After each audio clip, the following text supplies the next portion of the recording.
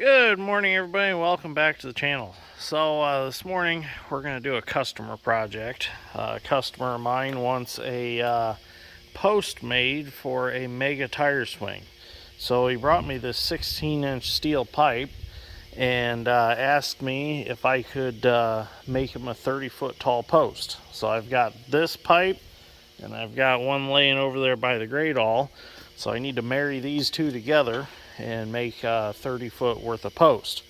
So this is some sort of steam line or gas line or oil pipe. I'm not sure what it is, but it's got these beveled ends on it, which I'm assuming some sort of clamp-on connector went between pipe to pipe. So what I'm going to do is I'm going to cut this ring off.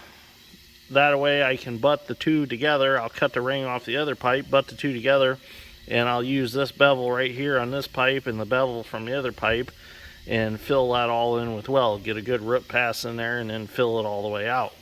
So I'm going to go ahead and take the plasma cutter and cut the end off of this one and cut this one to the right length. And then the other pipe we'll bring over. It's about 21 foot long. We'll bring it over.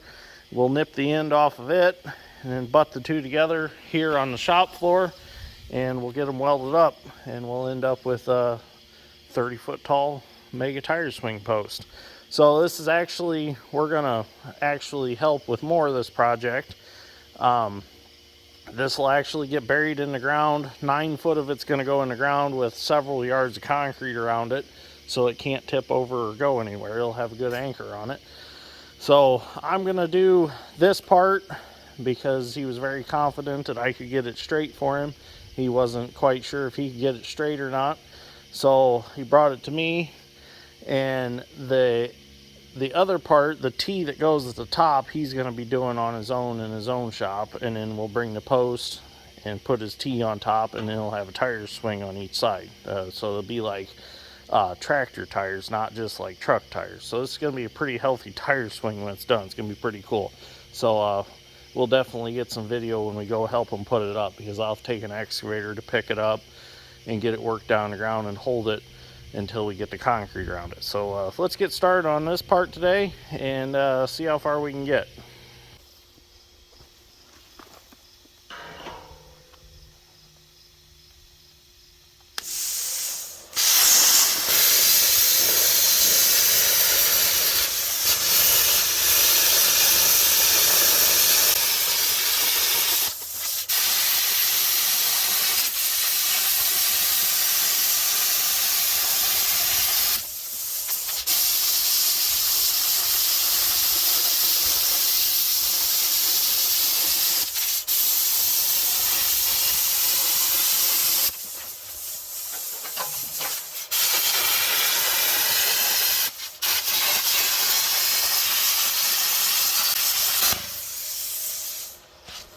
Okay, well, I'll turn it so I can cut the bottom side.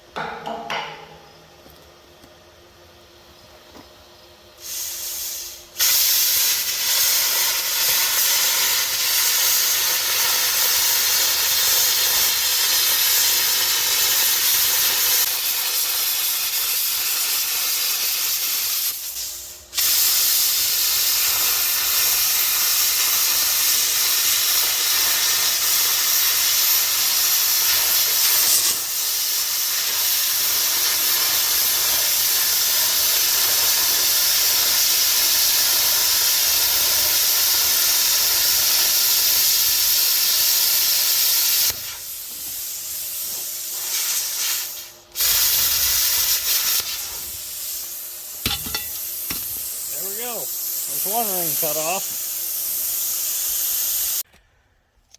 Okay, so what we're going to do now is we're going to mark out the length of pipe we need to add to the other length to make 30 feet. So after trimming off the ends, I'm going to need about 109 inches worth of pipe, because with the ends trimmed off, it ends up to be about 251 inches. So another 109 inches, that gets us our 30 feet.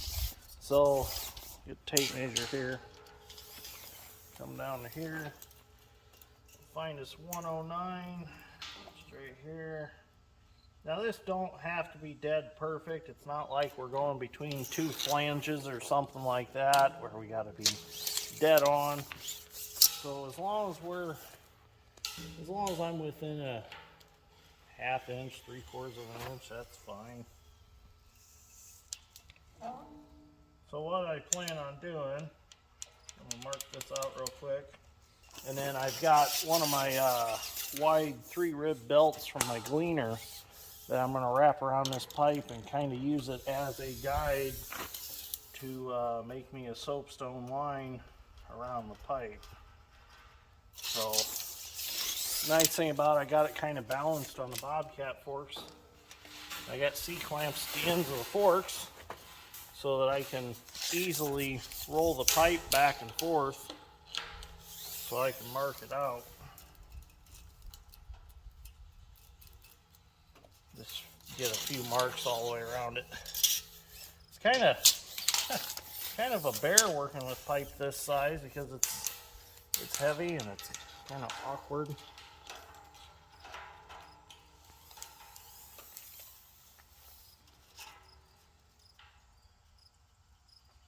Okay, that should be enough markings around it.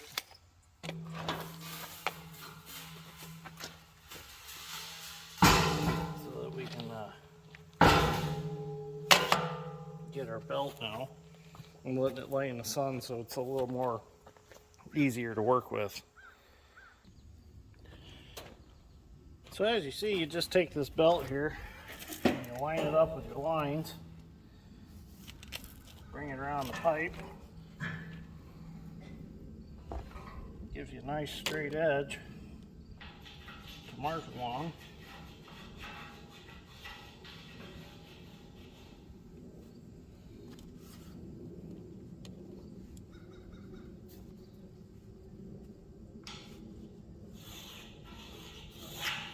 There we go.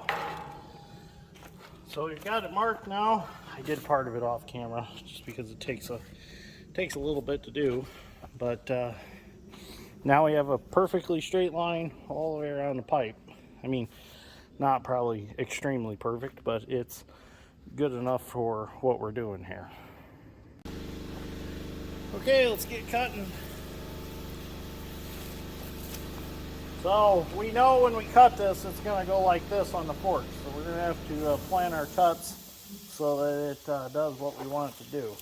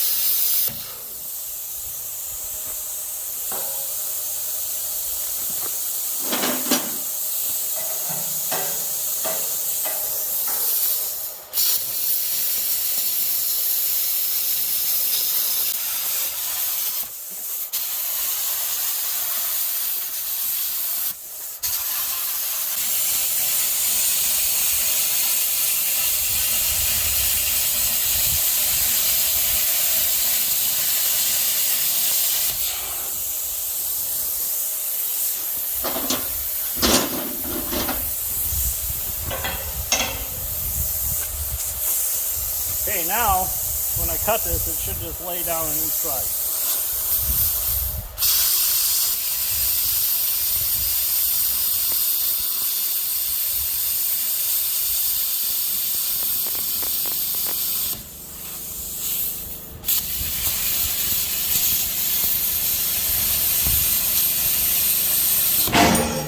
Just like that. Exactly what I wanted right there.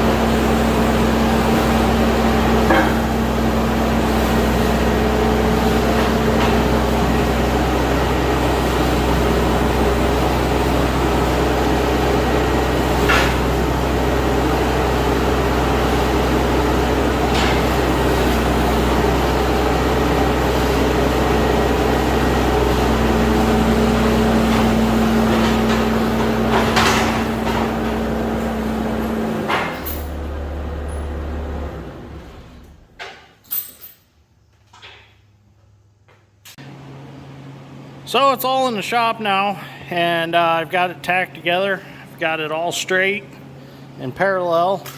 Kind of got behind in video. The way we straightened it was this level right here. As you can see, she's good. So, check it a little more. But good, everything's straight, level sits on top tight and on the sides, so that's good. So now I'm going to go ahead and I'm going to get it welded up. Ended up with some fairly big gaps, but that's okay. It gives me a good root pass in there and assures that it's a good and strong weld right there.